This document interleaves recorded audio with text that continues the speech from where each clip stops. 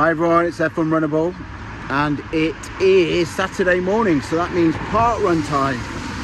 Now I was half thinking of getting up early and going to Dulwich or Battersea or maybe even Burgess again, but it wasn't happening this morning.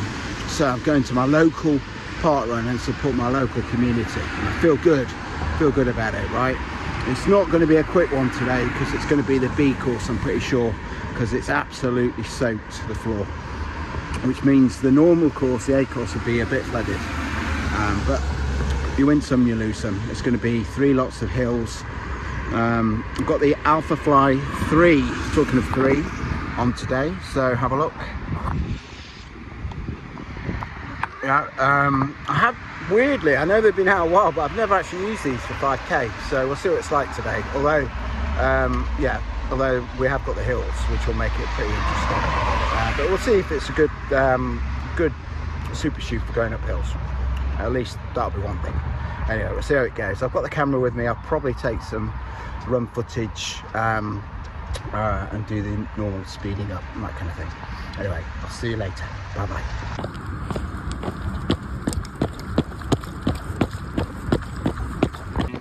So I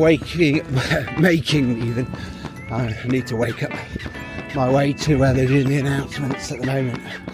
Listen to which course it is today, whether it's B or A. It could be A, actually, despite what I said, but I'm guessing it's not.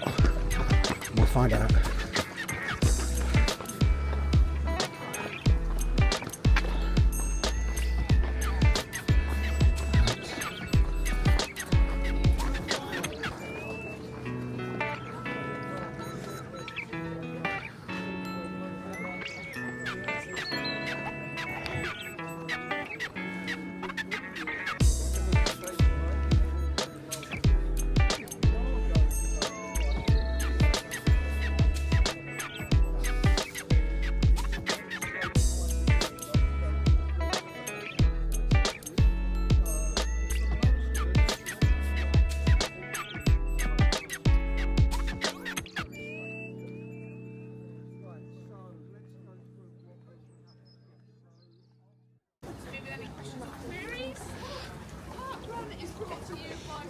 Amazing volunteers, so let's give them a big hand.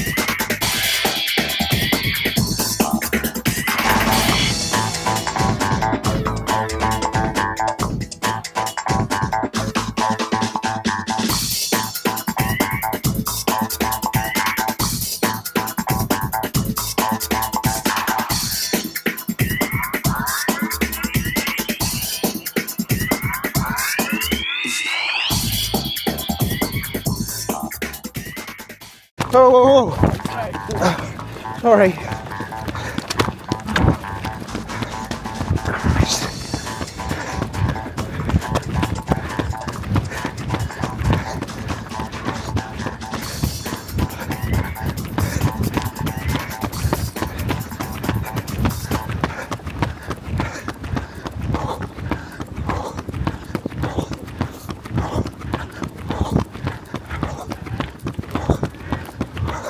Thank you. Ah. 1743.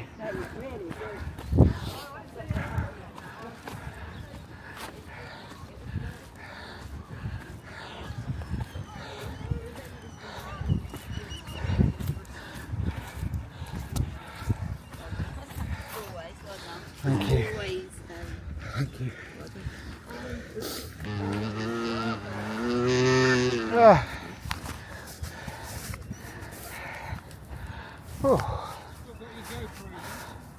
Slippy there. Wow.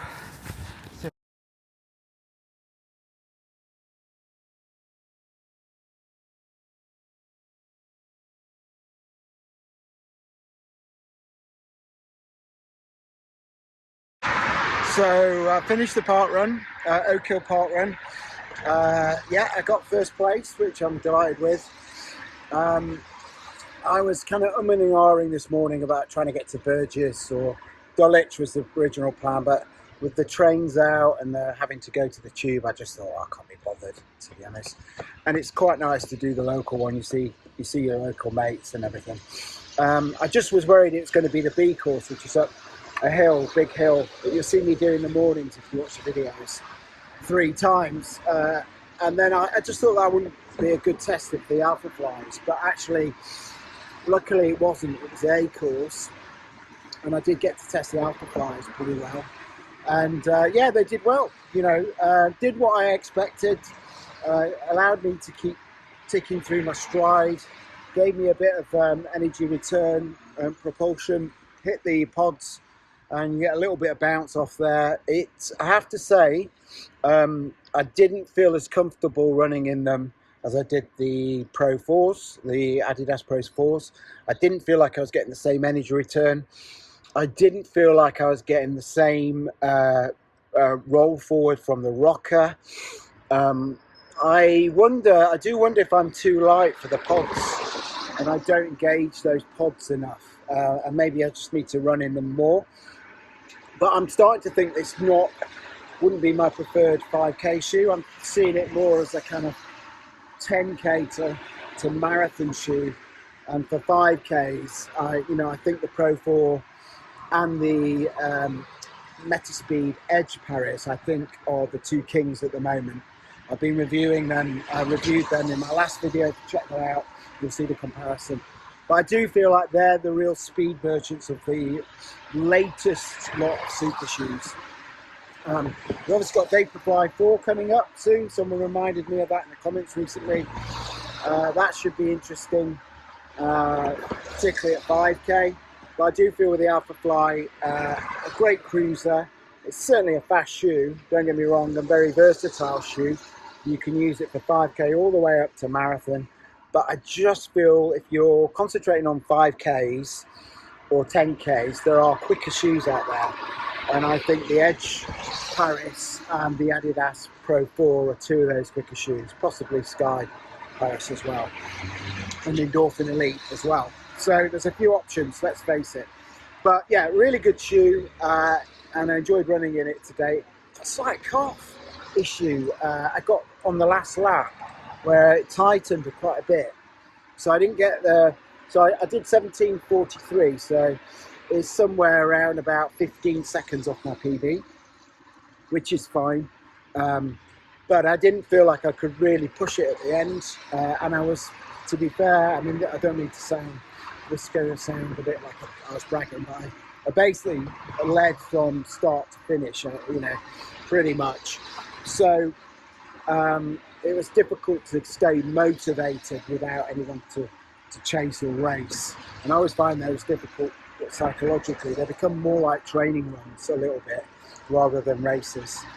So all in all, delighted with the time, delighted coming first. Obviously, I shouldn't overlook that. It's a privilege to be able to run that like that and be able to win a race or run, parkrun like that. But I just didn't feel like it was my best run today, despite all that. But there's some run footage you'll be able to have a look and see what you think. More importantly, but I'll do a review of the Alphafly 3, be based on 5K and what I think it would be good for. But all in all, enjoyed it this morning, and yeah, thanks for your support. Love you all. I'll see you soon. Bye bye.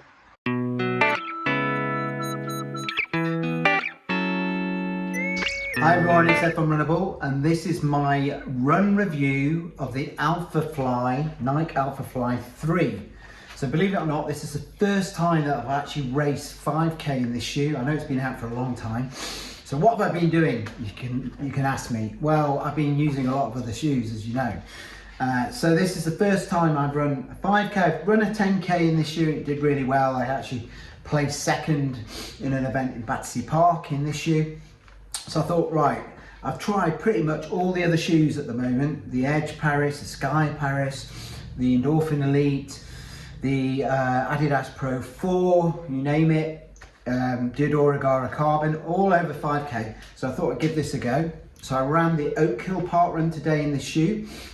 And in this review, I'm going to give you some key stats around the shoe. I'm going to let you know how it performed on that run, what I like about the shoe, what I don't like about the shoe, and where I think it kind of lands in terms of 5K and other race distances. Right, so let's just go through some very quick key stats, because a lot of you already know these stats about the Alphafly. So first and foremost, I went true to size 9 in my UK size 9.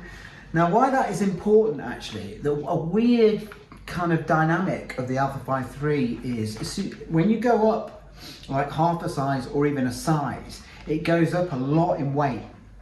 And if you follow the Forest of Dean runner, Andy, you know, he's one of the bigger sizes. I think he might be 13.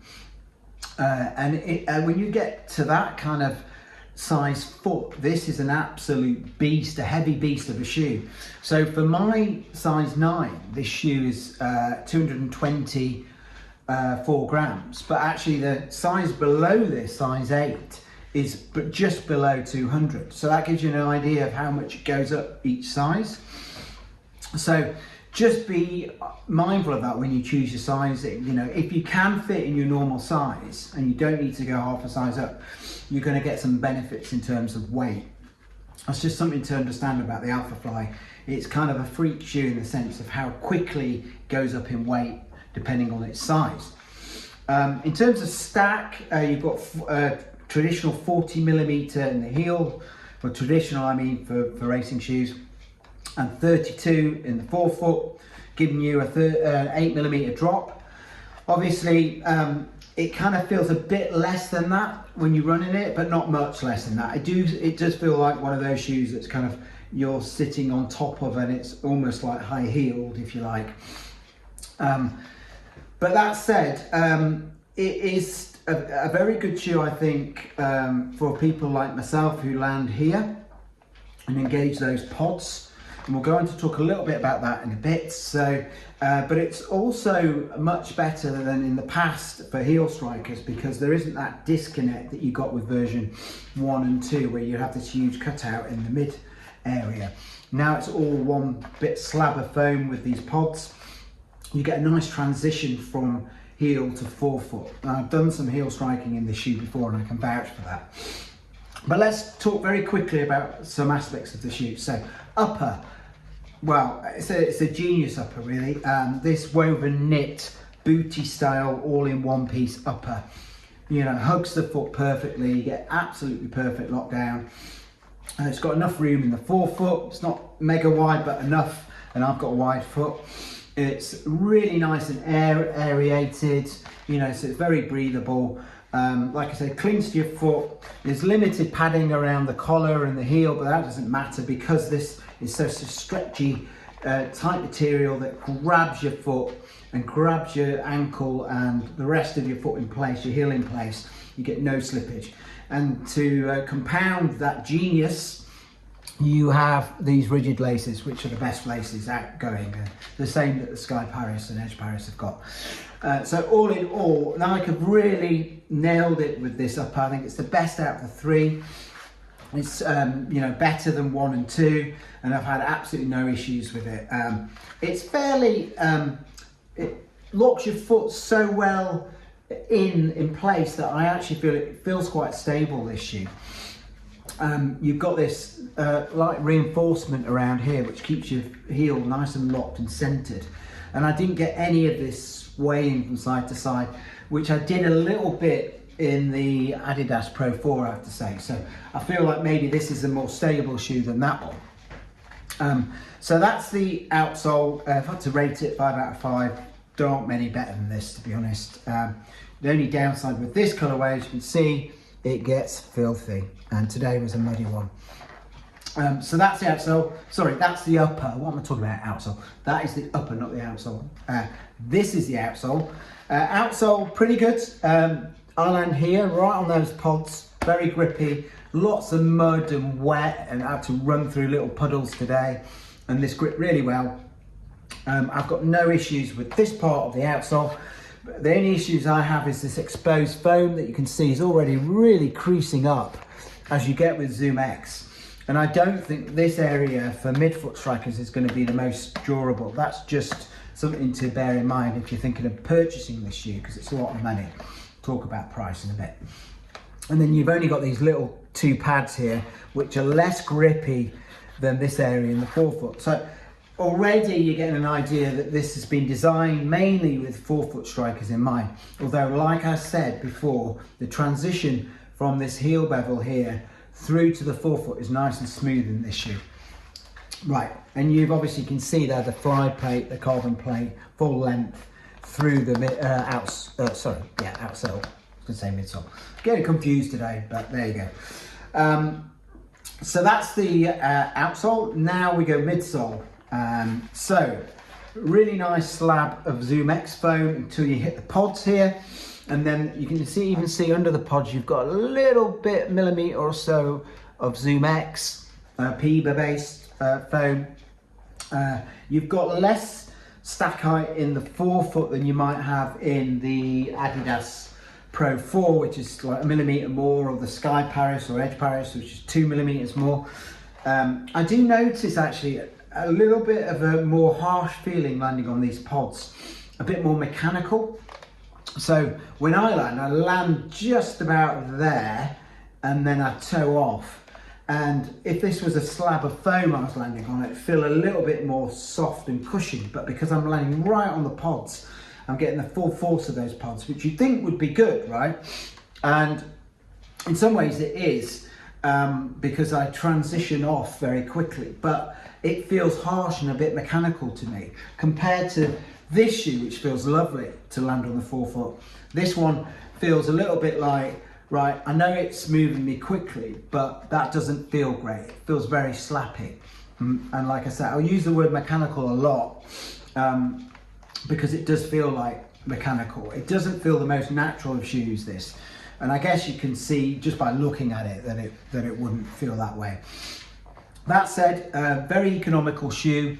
You set it, you cruise, you can maintain a really nice pace in this shoe. It's good for long straights, not quite as good as the Pro 4 or the Adidas Pro 4 or the Edge or the Sky for cornering, but still not bad actually. It feels a lot more substantial shoe, so I feel like this is going to be really good for those half marathon, marathon distances. But in terms of the 5K I did today, I came first, but so that was good. I can't ever take that for granted, you know. Every time I do a park run, you know, I'm not one of these runners who, you know, when they do park runs, they kind of think they're going to definitely finish first. With me, that's not always the case. Well, it's quite often not the case. I mean, I think I've only ever won that one 3 times out of about 40 efforts. So that gives you some idea. It doesn't happen that often, and it happened in this shoe, so that's good. I ran 17:44, or was it 43? I can't remember, but so not PB, not course PB. It was one of those races, if you watch the run footage, where I led from the front, from the start, and they are really hard mentally to try and get you know, a PB, because you're effectively running your own race. There's nobody to zoom in on, there's nobody ahead of you to target, to keep you going. There's nobody today there was nobody challenged me. The next runner was about a minute back. So it is a race between yourself, your mind and your body, and a battle, should you say, between your mind and the body. And you know, today was very hard by the end to stay that motivated. But this shoe helped me just keep going, ticking over. I did feel a little bit of a stiff calf by the end of the second lap, and I decided just to rein it slightly in for the third lap. Normally I'm starting to pick up pace and really go for it at that point, but there was no point. I was going to win the run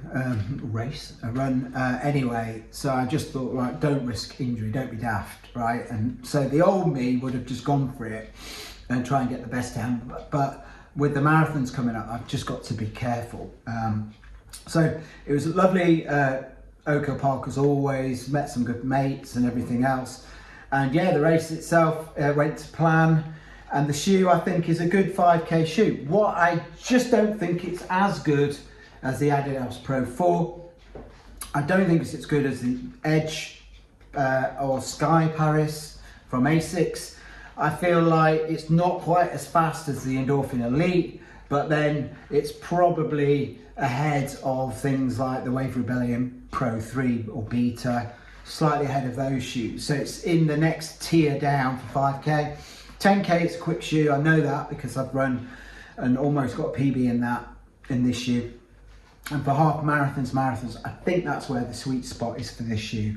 I think it's one of these shoes, like I keep saying, you're just gonna you're gonna be cruising along in this shoe at a really nice pace, and it's just, you're gonna set and then just cruise along, and it's gonna feel really nice.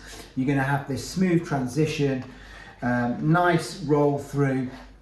The rocket, you do feel the rocket's just not as pronounced as, say, this shoe, where you can see the difference here. It's a steeper rocker, slightly further back, although this one starts quite far back as well. It's definitely not as effective a rocker as the Edge, and so the geometry for me in this shoe, I think, is less useful for those shorter distances, and perhaps better suited for when I want to slightly reduce the pace and just set and cruise. And that's the kind of thing you want to do in half marathons, right? You want to conserve your energy a little bit, but still go at a decent pace. And I think that's where the sweet spot lies in this shoe. You also got a lot of foam that's going to protect you, cushion you over longer distances. The weight as well, this, like I said, this is 220, 224, this is 204, 20 gram distance difference. You know, that's for racing, that's, you know, fairly substantial, and you do feel it a little bit, although, like I keep saying, I don't think weight is the be all and end all. If you get good energy return from your shoe, then that's the main thing, I think.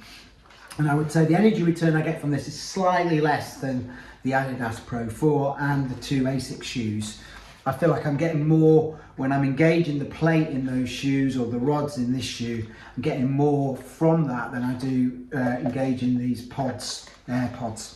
And it does make me wonder, I've been thinking about it, whether at some point, with the advancement of foam, other foams out there, maybe they'll get rid of these pods at some point. I'd like to see that. The only issue I can see with that is then there becomes a real blurring of the line between the Vaporfly and the Alphafly. I mean, the Alphafly is unique because of these, right? And if you get rid of them, then what is the key differences? So what they may end up doing is where they place the plate may be different. So for instance, for the Alphafly, the plate might be higher up, and it will suit more bounding kind of runners, which when you hit the ground with force and engage that plate, want to engage that plate.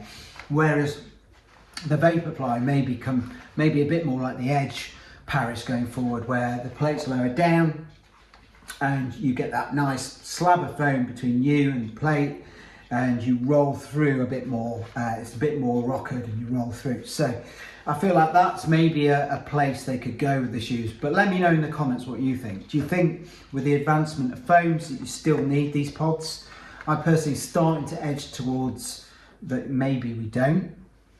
But this is what makes this shoe unique, right? So it would be a very tough call from someone from Nike to actually do that, and whether it's right to do that, I really don't know. But I just get that feeling. The foams are going through such a revolution at the moment. We see it with the Adidas Pro 4 foam. We're seeing it with the Saucony Endorphin Elite 2, where we get these softer, more responsive, bouncy foams that actually you can control. They're not ridiculously unstable. We see it with the Cielo, and whether you actually need these pods anymore, what they're giving you, is it actually, if you filled this in with foam, would you actually get a new Zoom X foam, would you get an actual better experience? And that's something that I think in the future people at Nike will really have to think about.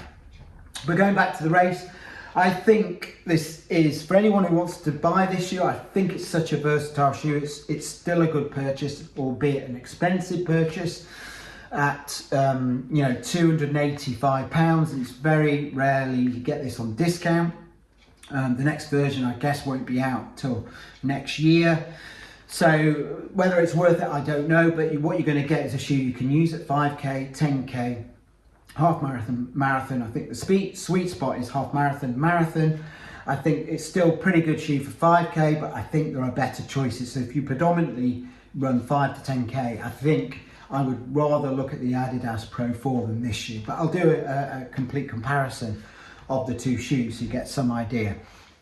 I think all in all, if you think about the categories, I think the shoe is a stable shoe.